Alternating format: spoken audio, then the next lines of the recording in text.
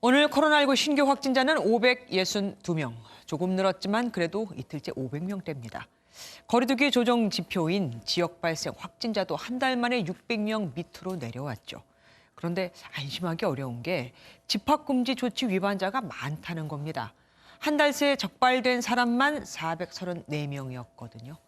유흥주점 관련자가 191명으로 절반 정도를 차지했고 5인 이상 모임 금지 위반, 실내 체육시설과 노래방 위반, 또 종교시설 위반이 그 뒤를 이었습니다. 임시 선별검사소를 운영한 지도 한 달이 됐는데 지금까지 111만 5천여 건을 검사해 3,301명의 숨은 감염자를 찾아냈습니다.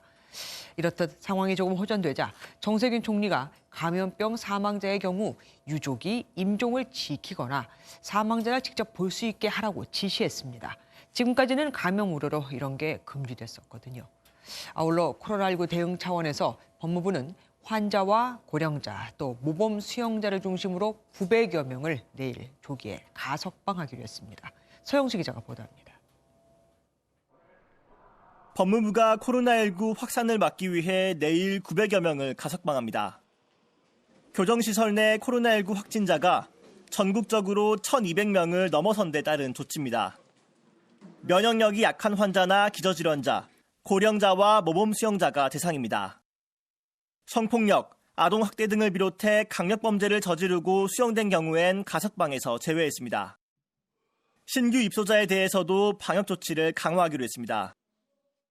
신규 입소자는 입소 전 신속 항원 검사를 실시하고 격리 기간을 기존 2주에서 3주로 늘리는 한편 격리 해제 전에는 PCR 검사를 실시하고 있습니다.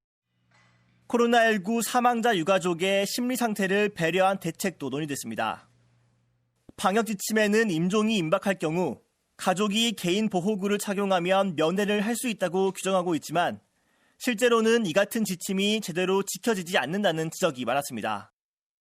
코로나로 사망한 환자는 병실에서 비닐로 싸줘서 곧바로 화장터로 가게 됩니다.